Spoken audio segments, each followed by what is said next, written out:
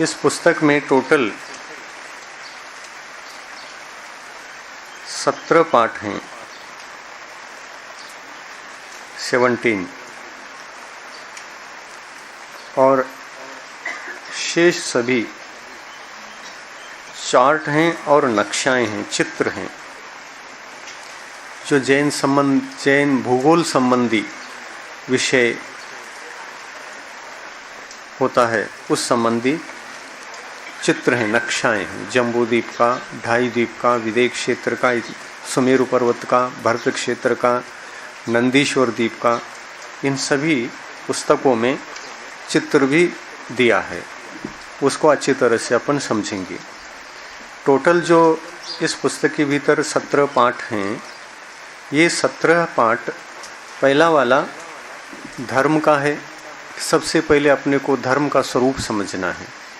धर्म किसे कहते हैं और धर्म हमारे जीवन में आता है तो कौन सा बड़ा उपकार करता है। धर्म के आने के उपरांत हमारे जीवन जीने की शैली में क्या परिवर्तन आता है इत्यादि, ये बातें इसके भीतर हैं। दूसरा पाठ है परमेष्टि। परमेष्टि कितने होते हैं? 5 होते हैं। यहीं से पाठ प्रारंभ होता है। 5 परमेष्टि, नमोकार मंत्र, चत्तारी मंगल, इनका स्वरूप, इनका लक्षण और इनका उच्चारण इत्यादि हमारे लिए बहुत अच्छी तरह से पढ़ना है और सीखना है। पंच परमेष्टि पाठ में नमोकार मंत्र के 5 जो पद हैं, इन पदों की प्राप्ति किस प्रकार से होती है, उन पदों में रहने वाले पंच परमेष्टियों के कितने मूल गुण होते हैं, ये बात उसमें आएगी। तीसरा पाठ है मंगल।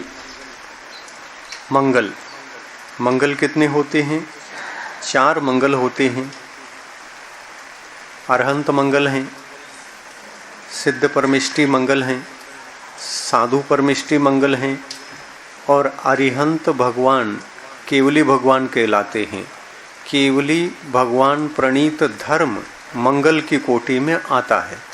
संसारी जीवों को आत्म कल्याण के लिए उन्होंने रत्नत्रय स्वरूप धर्म का उपदेश दिया है और उस धर्म को उन्होंने कहा कि यही अहिंसा है। अहिंसा क्या है? तो रत्नत्रय ही अहिंसा है। सम्यक दर्शन प्राप्त करने से जीव को अहिंसा धर्म की उपलब्धि होती है।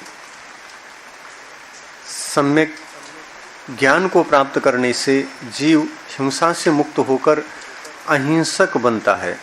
सम्यक चारित्र को प्राप्त करने से भी जीव हिंसा से छूटकर अहिंसा मार्ग पर आ जाता है। इसलिए रत्नत्रय ही अहिंसा है।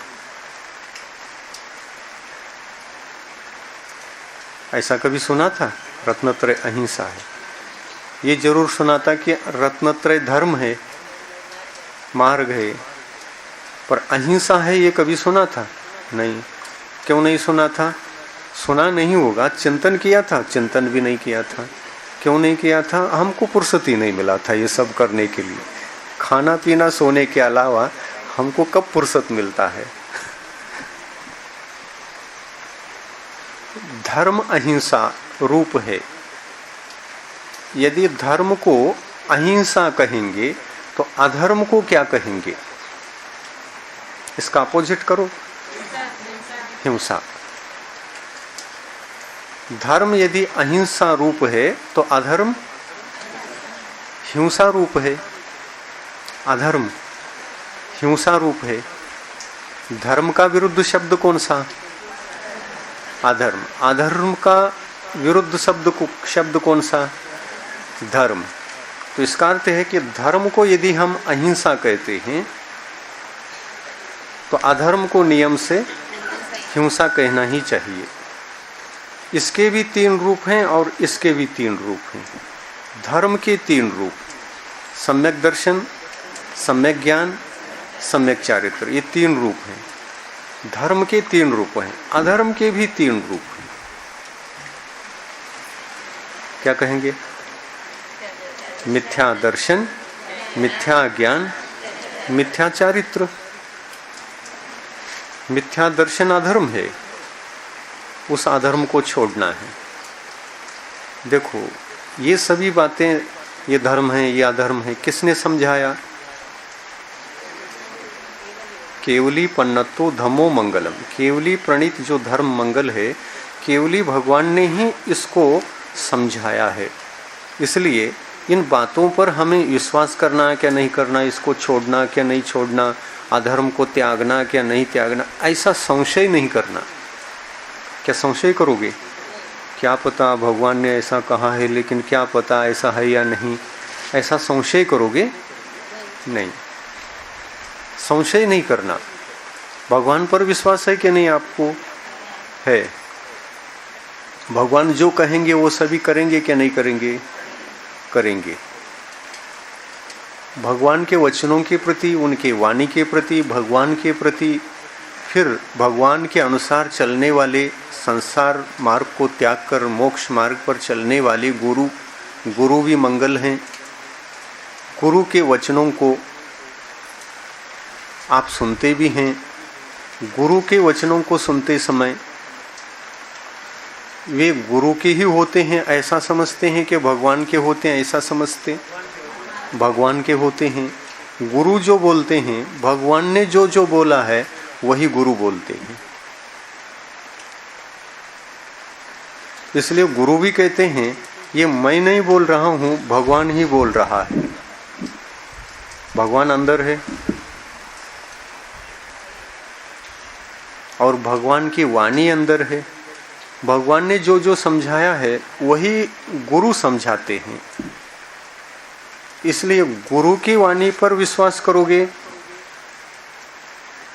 तो भगवान की वाणी पर ही विश्वास होगा, क्योंकि गुरु की वाणी में और भगवान की वाणी में कुछ भी फर्क नहीं है। जल चाहे किसी के घर में हो, जल तो जल ही है। कुएं का जल या नदी का जल, जिस नदी से आपने जल भर लिया, वहां से हजारों लोग उसी जल को भर करके घर में लाते हैं। वो किसी वैश्य के घर में गया तो वैश्य का जल कहलाएगा क्या? नहीं, नदी का जल ही कहलाएगा। किसी क्षत्रिय के यहाँ चला गया जल तो वो क्षत्रिय जल कहलाएगा क्या?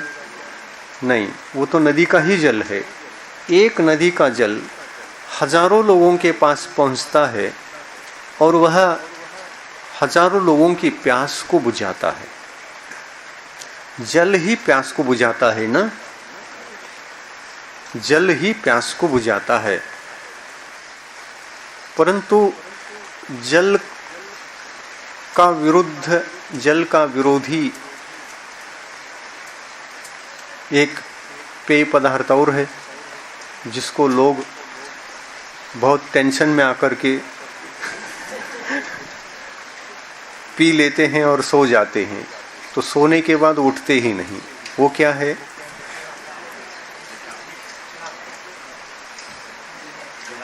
उठते ही नहीं, कभी जिंदगी भर नहीं उठते। पॉइजन, विष। जल प्यास को बुझाता है और विष हमारी इच्छा की पूर्ति करता है, इच्छा की प्यास को बुझा देता है, लेकिन बुझाने के बाद हमको उठने नहीं देता। विष पीने से हम मरते हैं। विष भी एक पदार्थ ही है, वो भी पुद्गल पदार्थ, और जल भी एक पदार्थ है, वो भी पुद्गल पदार्थ। पीने योग्य क्या है और त्यागने योग्य क्या है, ये तो समझ में आता है। हम कभी विष पीने का प्रयास नहीं करते। यदि करेंगे तो उस समय करेंगे जब हमारा टेंशन बढ़ जाए, अति लोड हो जाए, ओवरलोड हो जाए, तो हम विष पी करके मरे क्या, ऐसा विचार कर सकते हैं। लेकिन विष पीने से क्या परिणाम निकलता है, ये रिजल्ट हमारे पास है, सबके पास है। कभी पिया नहीं, लेकिन समझते हैं कि विष पीने से व्यक्ति मरता है। विश्वास करेंगे ना? विष पीने से व्यक्ति मरता है, विश्वास तो करना पड़ेगा। क्या पी करके ही देखना पड़ेगा? विश्वास नहीं हमें।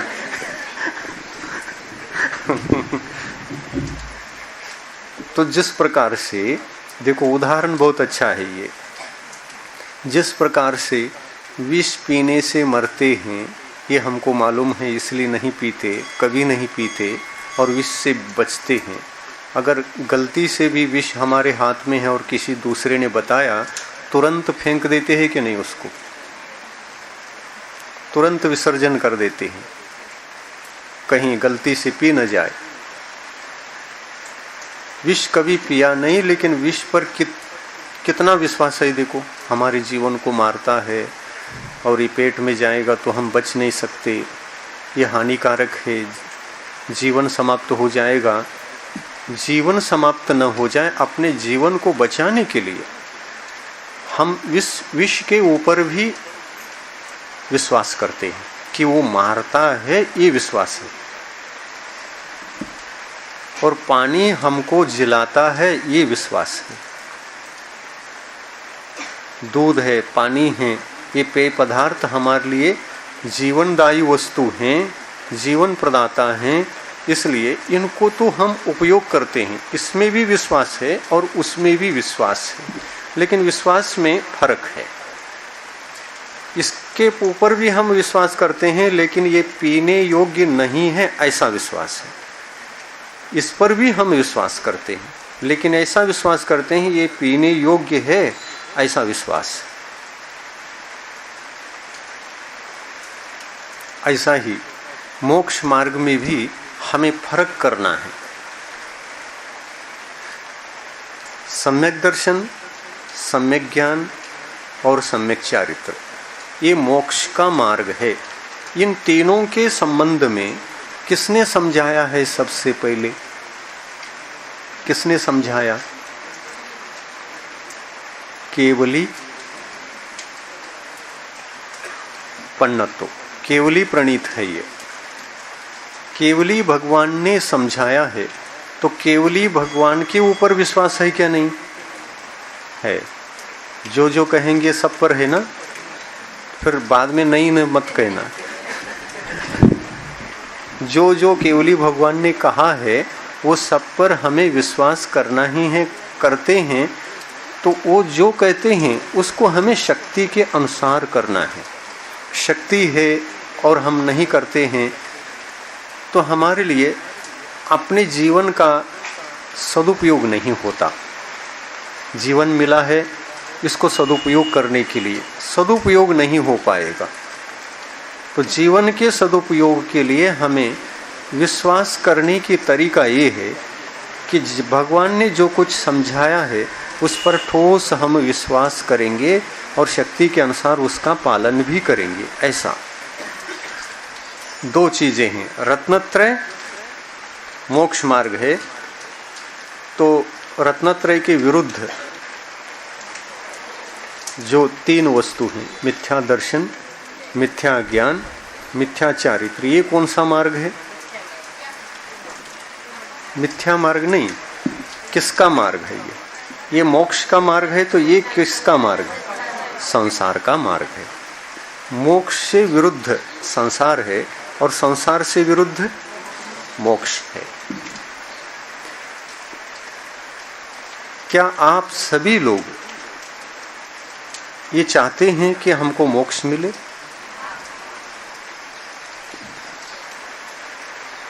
केवल हाँ या वास्तव में? वास्तव में चाहते हैं। यदि मोक्ष मिले, यह बात वास्तव में आप चाहते हैं, तो आपको इसमें कोई संदेह नहीं। ज्ञान, टाइम हो गया क्या? समय हो गया। ज्ञान आपको रुचिकर ही लगेगा, बहुत अच्छा लगेगा। और ज्ञान यदि अच्छा लगा तो जीवन में जरूर परिवर्तन आएगा। ज्ञान के बिना हम अपनी आत्मा को मोक्ष मार्ग पर, धर्म मार्ग पर लगा नहीं सकेंगे।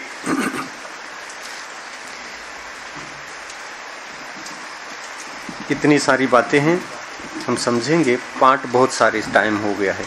धर्म परमेष्टि, मंगल, अभिवादन, अभिवादन शब्दों का अर्थ, श्रावक, छठा पाठ है श्रावक। मरण, मरण पाठ भी है। एक पाठ संहनन वाला है, एक पाठ मुनि संबंधी है, परिग्रह संबंधी है, पात्र संबंधी है और दान फल संबंधी भी एक पाठ है। प्रतिमा, 11 प्रतिमाएं होती हैं जैन धर्म में, उस संबंधी भी एक पाठ है। मोहिनी कर्म का पाठ है, कर्मबंध प्रत्यय का पाठ है और नवदा भक्ति तथा दान के दाता के दान के गुण, इतने ये 17 पाठ हैं जो बेसिक हैं। इन बेसिक पाठों के उपरांत हम इनको पढ़ने के उपरांत बड़े बड़े ग्रंथों को भी पढ़ सकते हैं। लगभग इसको अच्छी तरह से पढ़ें तो बड़े बड़े ग्रंथों को भी पढ़ सकते हैं। कुछ लोग 6 डाला पढ़ना चाहते थे तो 6 डाला डायरेक्ट समझ में आने वाला नहीं, वो भी कठिन पड़ेगा।